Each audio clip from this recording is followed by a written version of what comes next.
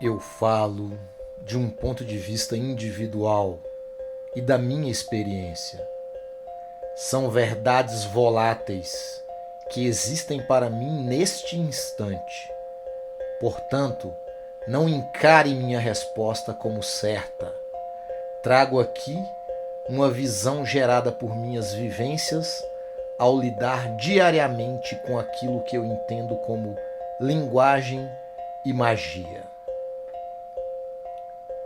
Primeiro resgato da tradição ocultista milenar a concepção de que o absoluto, o todo, o uno, o universo, é a mônada primal.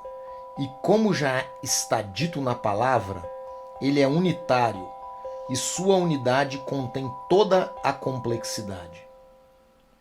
Por ser unitária e consolidada, não contém paradoxos. Esse absoluto se desdobra em conteúdo de múltiplas facetas e instâncias. Simplificadamente, podemos pensar nesses desdobramentos, dividindo-os cosmologicamente em cosmos, galáxias, sistemas solares, planetas, satélites. O cosmos é unitário e a partir dele temos desdobramentos de princípios trinários que regem cada instância. Metaforicamente, podemos chamar esses princípios de trindade cósmica regente, sendo eles passivo, ativo e neutro.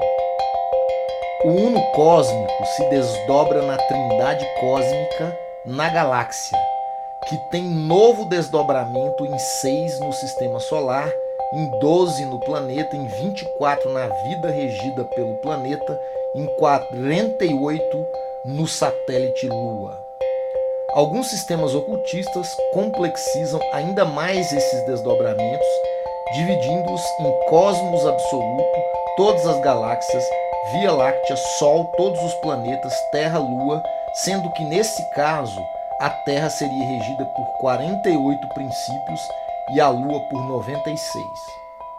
Na verdade, encaro esses conhecimentos e modelos cosmológicos de forma metafórica e simbólica, e assim eles me auxiliam na condução de minhas reflexões sobre as linguagens. O mais importante é o 3, a Trindade, como a base de todas as linguagens cósmicas. Ao negá-la, com o binarismo, estamos em um caminho anticósmico. Por que lanço mão desses exemplos? Para explicar que existe na essência do cosmos uma linguagem que rege toda a fluidez universal. A vida humana é um desdobramento dessa complexa linguagem que essencialmente provém da unidade, mas que desdobra-se em princípios que nascem nessa tríade galáctica. Ou seja, a galáxia tem sua linguagem interna que é, por exemplo, reproduzida em muitos sistemas transcendentes. O triângulo astral, a Santíssima Trindade e etc. E essa visão milenar arcaica comprova-se em certa instância até pela física moderna, que desdobra o átomo em uma trindade composta por elétrons, prótons e nêutrons. O 3 é a base. O 3 pode gerar um fluxo de outras complexidades, como a quaternária linguagem do DNA, mas não pode ser reduzido a 2, pois a unidade cósmica salta para o 3 na complexidade galáctica. Então, todo binarismo é essencialmente anticósmico, pois estrutura-se só nos polos opostos, sim e não, e ignora a terceira via, o neutro. Percebe-se então que a linguagem binária que compõe hoje a estrutura da comunicação humana traz em seu íntimo um reducionismo anticósmico, antinatural, o apagamento das zonas cinzas, o extremismo, a hiperpolarização. Isso está diretamente conectado à essência dessa linguagem antinatural. Veja que todas as línguas baseadas no alfabeto grego provêm de uma base de 24 símbolos. E segundo o desdobramento cósmico que eu expliquei, a vida na Terra é regida por 24 princípios que se desdobram do uno cósmico e da tríade galáctica, ou seja, trata-se de um complexo sistema que em sua estrutura dialoga diretamente com a linguagem natural cósmica. E quase todas as demais línguas humanas partem de bases tão ou mais complexas. Não existe linguagem binária, nem entre a comunicação animal. Não é por acaso que a astronomia e a matemática ainda utilizam em grande escala o alfabeto grego em seus sistemas de signos. Ao criarmos uma linguagem que, em sua estrutura lógica interna, reduz tudo a sim ou não, zero ou um, e tentarmos formatar todas as linguagens pré-existentes nesse binarismo reducionista, nós destruímos a força da complexidade que nos é natural e nem ao menos criamos um diálogo mínimo com a Trindade Galáctica. A linguagem binária é hoje a base de fluxo para todas as outras linguagens previamente criadas pela espécie humana. Ela é o reflexo direto de nossa complexa desconexão com a natureza. É fruto do egocentrismo, individualismo e distanciamento dos aspectos positivos de nossa condição animal, selvagem. O binarismo só poderia ser inventado por seres apartados da natureza cósmica e natural, autocentrados, egóicos e anticósmicos. E perceba, em certa medida, esses seres dominam hoje a cultura humana. Somos regidos pelo hipercapital que acredita que a natureza é uma massinha de modelar e pode ser usada ao seu bel prazer.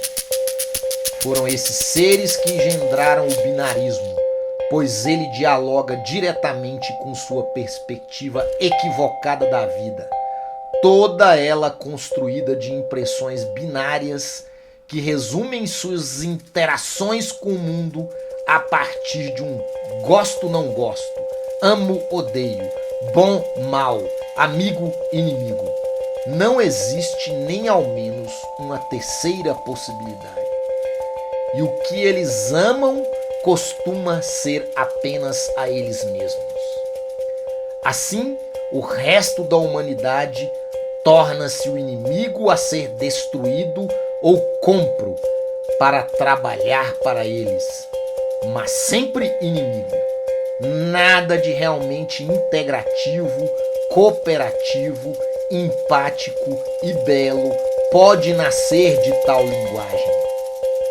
Portanto, sim, o cosmos é regido por linguagens e a humanidade hoje é regida por uma linguagem hedionda, baseada no egoísmo e extremismo. É impossível, inclusive, fugir completamente do poder incomensurável dessa linguagem destrutiva. Eu, por exemplo, sou um artista que ganho a vida como professor. Tenho obrigatoriamente que utilizar essas ferramentas binárias. O que tenho tentado fazer, com alguns sucessos e inúmeros fracassos, é subverter essa linguagem em uma perspectiva cyberpunk, utilizá-la para refletir poeticamente sobre a sua podre essência, ou subvertendo suas finalidades basais para gerar arte que usa o binário para questioná-lo, desestruturá-lo. Esse simples texto, gritado e vomitado nesta faixa e também postado em uma rede social, é um exemplo dessa tentativa quixotesca. Mas confesso que muitas vezes já pensei em renegar completamente essa linguagem e apartar-me do mundo, vivendo uma existência asceta no contexto natural. É uma possibilidade que continua real em meu ser.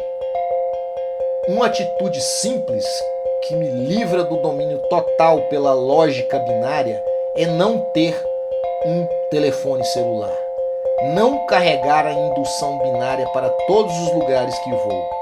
Desse modo, estou sob a égide do binarismo só diante do computador, o que não é pouco tempo. E na criação artística tenho feito um caminho inverso, buscando cada vez mais criar a arte de forma analógica em sua base.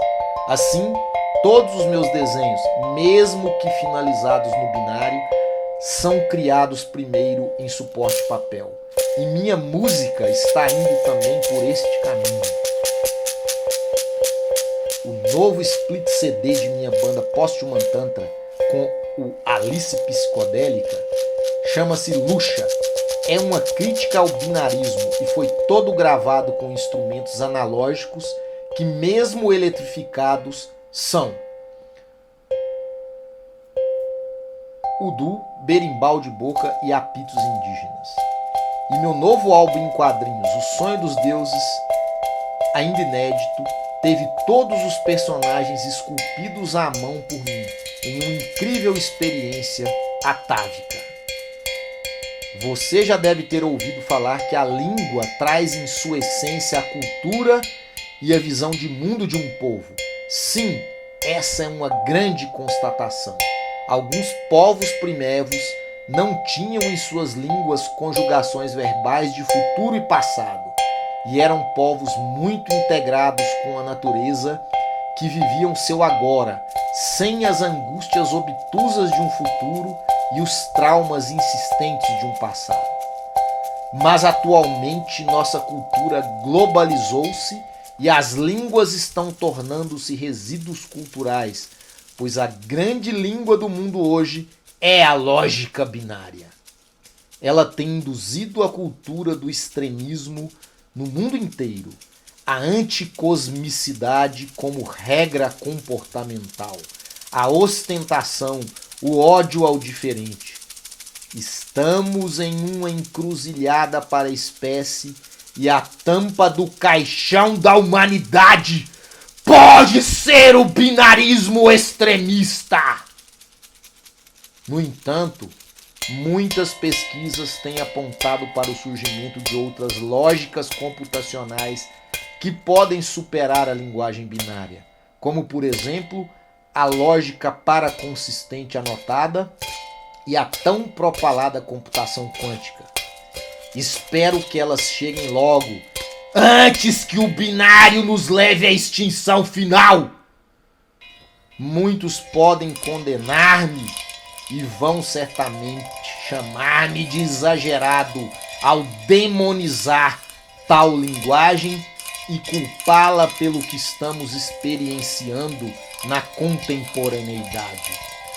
Ressalto que a linguagem binária é fruto de um comportamento de nossa espécie que apartou-a de sua essencial conexão com a natureza, da compreensão primeva de que somos parte da natureza, que somos só um dos organismos que compõem a complexa simbiose de estruturas vivas no contexto da biosfera.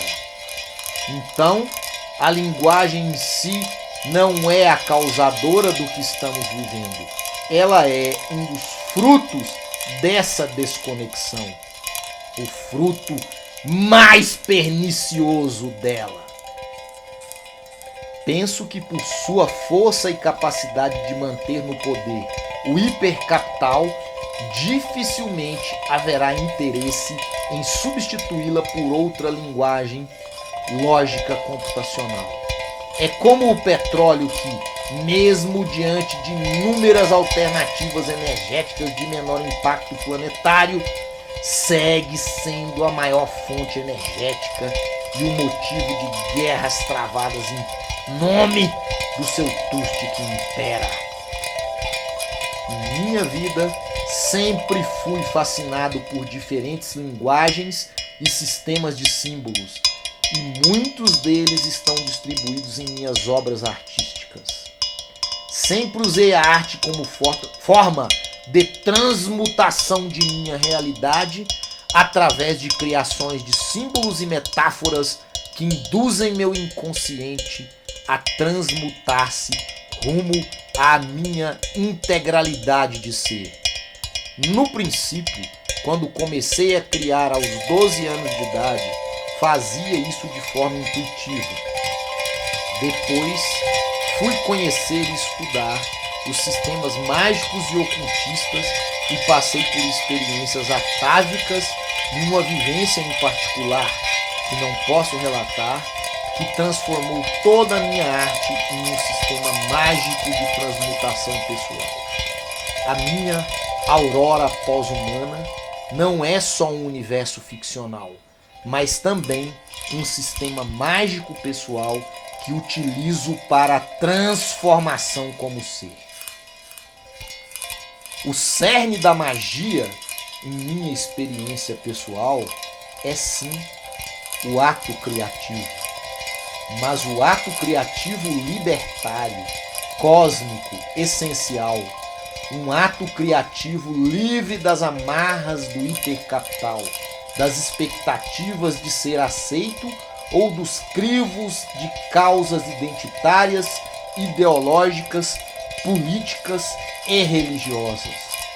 O ato criativo não pode ser um cacoete cópia de obras pré-existentes ou apenas uma maquiagem cheia de firulas estéticas, mas que não traz nada da essência do Criador, só amenidades e bobagens lúdicas.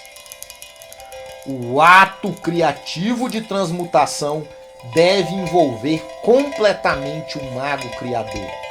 No momento da ação criativa, obra, cosmos e criador tornam-se unos. Um exercício quase diário que faço, simples de se realizar, é o ritual de presença. Criar desenhos absolutamente livres e sem nenhum propósito que não seja o de deixar fluir tudo o que for, algo próximo da escrita automática dos surrealistas ou do desenho automático do mago artista Austin Osman Spare. Também comecei a realizar rituais de presença com música, e as minhas músicas do Split Lucha, já citado nesta faixa, são fruto desses rituais de presença musicais, assim como essa faixa que vocês estão ouvindo. Para mim, o sentido primal de minha criação artística é e sempre foi a minha autotransformação para a minha integralização como ser. Arte como vida, vida como criação, criação como magia de transmutação.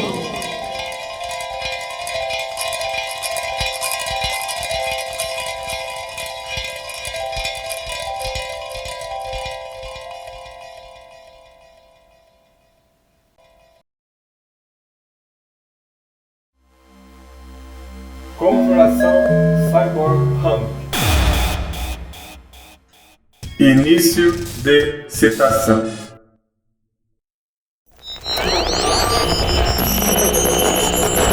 Crônica desencaixotada. Numa certa madrugada, como um Diógenes de sinopse cyberpunk, eu percorri as ruas com uma lanterna de LED acesa, à procura do underground. Não precisei procurar muito. Logo, o encontrei. De imediato, tive de apagar minha lanterna, porque o underground estava pomposo, orgulhoso de si, iluminado como uma árvore de Natal. Era tanta iluminação e brilho que uma profunda tristeza logo me abateu, pois vi que cada lâmpada piscante no underground era um pequeno coração mainstream pulsando. Frustrado, voltei para casa. Eu acabara de ver, com meus próprios olhos, que o underground, enquanto underground, estava morto. No entanto, de repente, naquela mesma madrugada, fui tomado por um calafrio. Um sussurro distorcido e metálico me soprava ao ouvido de modo a gelar minha espinha. Era um estranho inseto que me trazia uma mensagem. E esta dizia, em todo o seu poder ruidoso: assista ao desencaixote do Cyberpajé, que ele lhe mostrará o que você procura. Dito e feito, corri para assistir. E assim, lá está o underground do underground. O caos nunca morreu. O caos nunca morre. Viva, viva, viva, viva, viva, viva, viva, viva. Fim de citação. Evocação. Numa madrugada, em um ferro velho que tenha lixo eletrônico, faça o que se pede. Primeiro, desenhe uma estrela do caos no chão. Segundo, no centro coloque um tonel de latão pichado com os dizeres Cyberpunk is not dead. Terceiro, no fundo do tonel, coloque uma mistura de gasolina, querosene e alcatrão. Quarto, pegue 3 cabos de mídia, áudio, vídeo e impressora. Quinto, jogue-os no tonel e acenda o fogo dentro do tonel. Sexto, chute 3 vezes o tonel em chamas e amaldiçoe 3 vezes o Estado, a Igreja e o capital. Sétimo, daí, em meio à fumaça preta, tóxica e fedida, ele aparece. Oitavo, ele é você mesmo.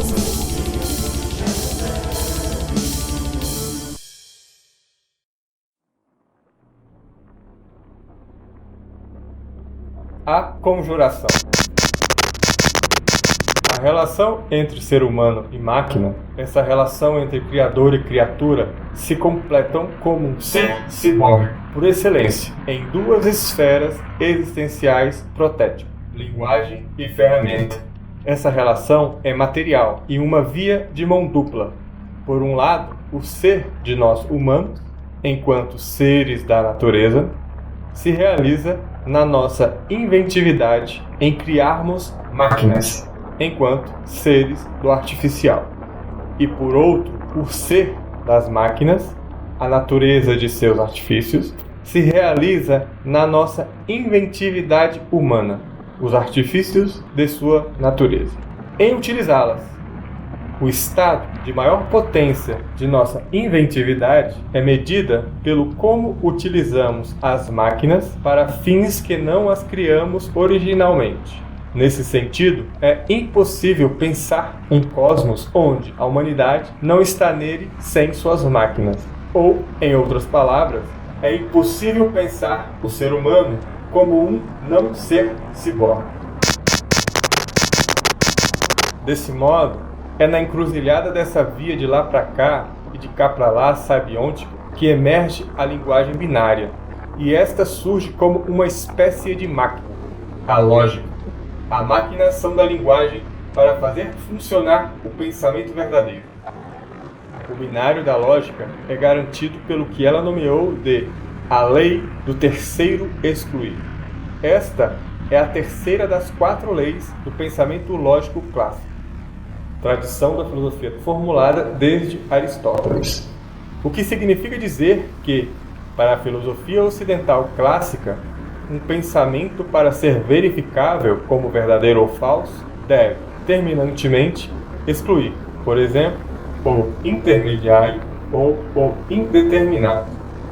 Interessante mencionar aqui que a reinclusão desse terceiro só irá acontecer no pensamento ocidental com Nietzsche, vontade, Heidegger, angústia, e Freud, inconsciente.